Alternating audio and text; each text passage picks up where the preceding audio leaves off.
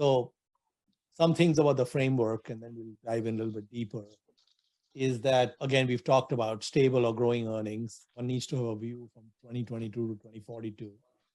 Cyclicality is okay. NVR is cyclical, but they typically don't lose much during downturns because they don't really build spec homes.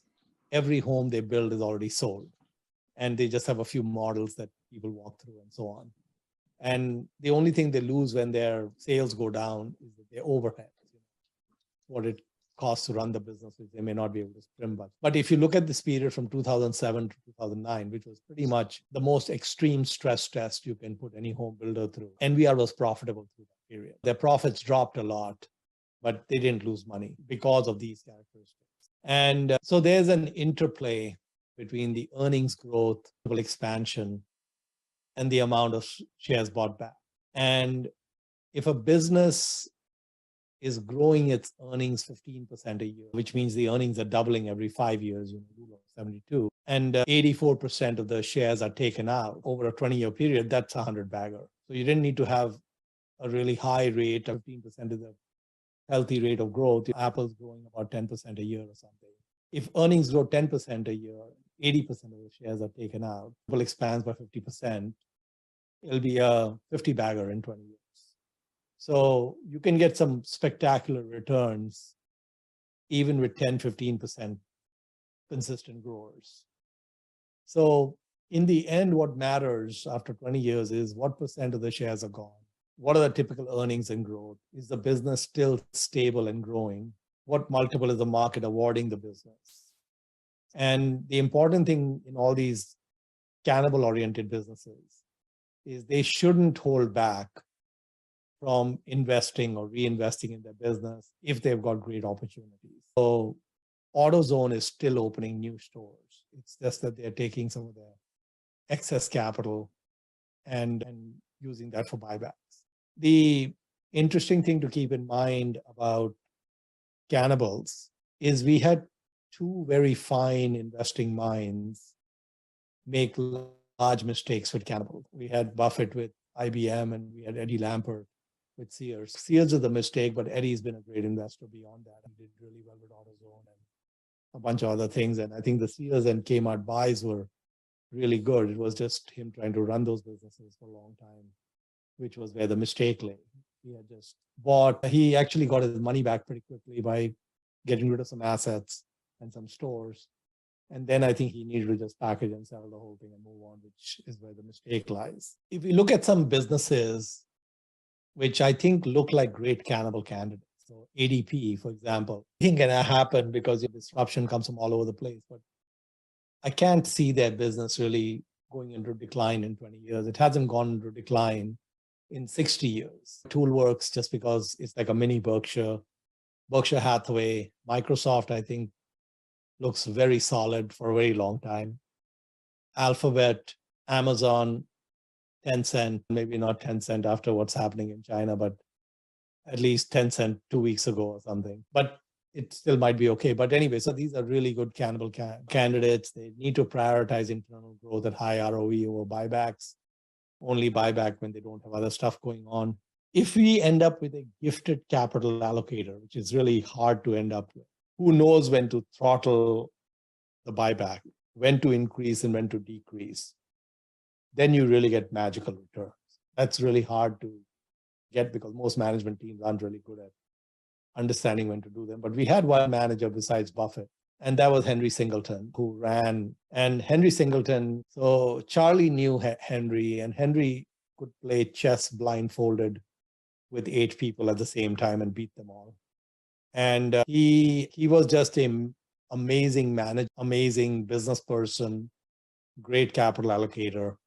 So he founded Teledyne in 1960, and when he was 40 odd years old. And from 65 to 70, he acquired 130 companies, issuing stock to acquire these companies. And typically he was buying these companies for like around 10 times earnings. And he was issuing Teledyne stock to the sellers. And the Teledyne stock was trading between 40 and 70 times earnings. So basically it was You could think of it as a roll-up, but it wasn't really. So he was very heavily in aerospace. Then he branched out into a few other places, but he did a bunch of things which is very similar to the way Constellation Software runs, or maybe even some similarities to the way Berkshire runs. So when he bought a company, even if he owned very similar related businesses, he left those companies alone, and he left inefficiency in terms of they didn't try to consolidate the back office, put all the HR under one company, put all the payroll and accounting under headquarters or any of that.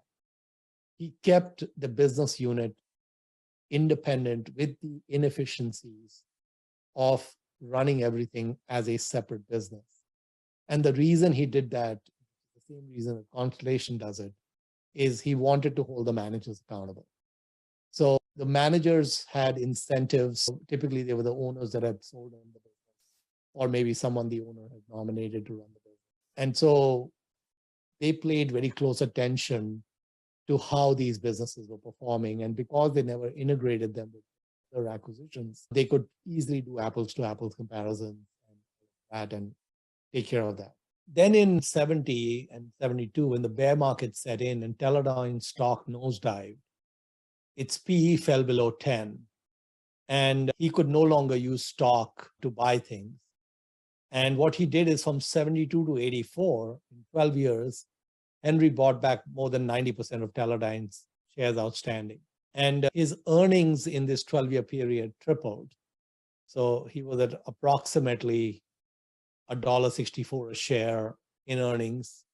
And by 1985, he was $45 a share in earnings. The stock went up 40x over this period. And in fact, what Teledyne did is most of the buybacks were not done in the open market. He issued tender offers to buy back shares. And the first tender offer he issued in 74, he offered to buy 1 million shares, I think for $20 a share. And 9 million shares got offered. So he was really shocked at the number that was offered, and he took the entire 9 million.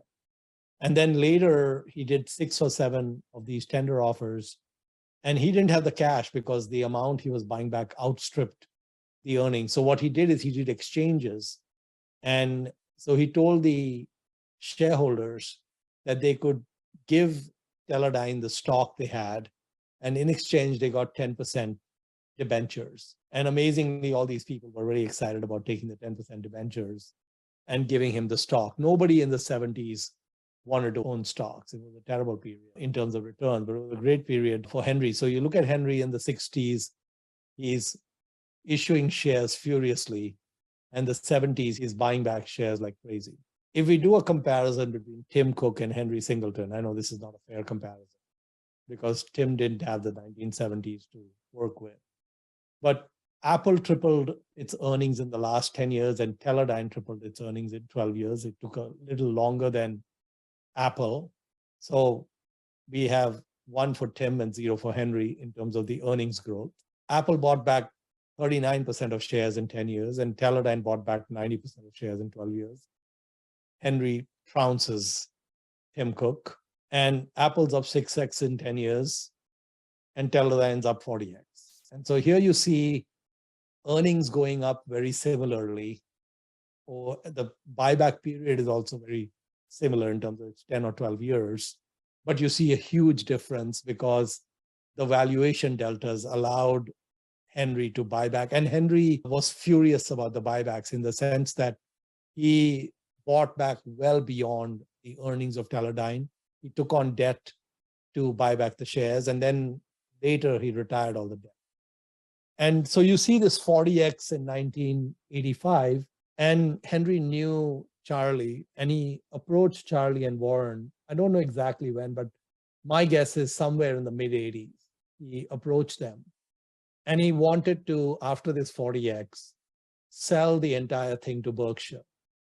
And Berkshire was interested in buying Teledyne with a bunch of very high quality businesses. He even had bought a bunch of insurance companies and whatever. But what Henry wanted, I told you he pays chess blindfolded with 8 people and wins against all 8. He told Warren and Charlie that he wanted only Berkshire stock. He didn't want cash. So his final, I would say, brushes on the painting was to take the 40x. Then at that time, Berkshire shares were about $2,000 or $2,500 a share. And so it would have been about a 200x from then till now to his estate. And of course, Warren and Charlie balked at issuing Berkshire stock. And so that deal never took place. But Henry still did fine. And the interesting thing about Henry Singleton is the people he had on his board. He had guys, Sarofim in Dallas, the Egyptian Sphinx. You can look him up on Google if you've not heard of him. He passed away recently. He had Arthur Rock, who was one of the first venture capitalists ever in Silicon Valley, funded Intel and whatever else. And he had Claude Shannon. And Claude Shannon was a MIT professor, and he was a mentor to Ed Thorpe. So he really had, these are just amazing individuals. So Henry himself was amazing, but he had some really good advisors around him. So it's an interesting person to study. And there's a book that came out several years ago called Distant Force, which was written by Henry's number 2 guy, I think George Roberts. It's a great book to read if you're looking to learn more about Henry. And so again, furious pace of buybacks was key. Henry took on lots of debt that he paid back later. And Henry bought back well above the end. He really recognized when he had an opportunity and he went for it. So the key factors, how fast are the shares being retired? How quickly can we get to 80% gone? 80% shares gone means if the earnings are stable, you have a 5x. If there's no earnings growth and no multiple expansion. So you just get a 5x just based on shares being taken. And then you have to ask yourself, how much can earnings grow in this period? Earnings growth is key to multiplying that 5x. And then like Henry, can we buy back a lot of shares at low multiples and end up with high multiples and much higher earnings? And then we get to the promised land. And so when you look at people like Henry Singleton and Warren Buffett, Buffett actually did not want to ever buy back shares. So he had a little different ethos from Henry. He did not, in his words, want to play gin and rummy with his shareholders. So while Henry thought of his shareholders as faceless people, Buffett thinks of his shareholders as partners. And so he doesn't want to really make money off his partners. He wants to make money with his partners. And that's why for the longest time, Berkshire resisted buying back shares. And I think only more recently, he's given a lot of, I would say, disclosures and is willing to buy back, but he wants to make sure the other side has all the information or nearly all the information that he does. So anyway, a little bit different ethos between Henry Singleton and Warren Buffett. Rare to have CEOs who know when to do buybacks. So this is a very rare skill, when to pause and when to issue shares. If you actually end up with a CEO who's a great operator, great capital allocator, and exceptional at knowing when to do the buybacks and when to issue shares, you're like living in a utopian world. It's great. It's not great to be buying back shares at huge multiples. That just doesn't work very well. There is magic in buybacks, and the magic really starts happening when you start taking out more than 80% of shares. So you buy back half the shares, you get a 2x if there's no change in anything else. You buy back 2/3, you get a 3x. You buy back 80%, you get a 5x. 90% is 10x, and just keeps going, 99% with 100x. So the interesting thing is it really starts getting interesting after 80%. But what you also saw is to buy back 80% for most businesses can take 2 or 3 decades. And so you need a lot of stability in the business over a very long period of time. And you need to have a view that the business is going to be stable over that period of time. And then I didn't want to leave you hanging without any value addition with all this mumbo jumbo. So I got you a list that you can look at, and you can go shopping based on this list. These are all the companies that have the highest 10-year buybacks, ordered by how much they bought back in the last 10 years. And we've got 167 companies that have bought back more than 30% of shares in the last 10 years. And you have all kinds of companies over here you can look at that have done that. Then we also have another list of companies that have done a lot of buybacks in the last 5 years. And again, it's another list you can look at and see which ones of these. What I would do if I were looking at this list is I would look at the ones that I have some way of knowing that the business is going to be stable 20 years from now. And probably the business is going to be bigger 20 years from now. So Union Pacific is in there. And there's a good chance that railroad is cranking 20 years from now as well. H&R Block is probably going to be cranking 20 years from now. And so on. So another list you can take a look at. And that's pretty much it. We'll basically going over what you have on your mind. Thank you.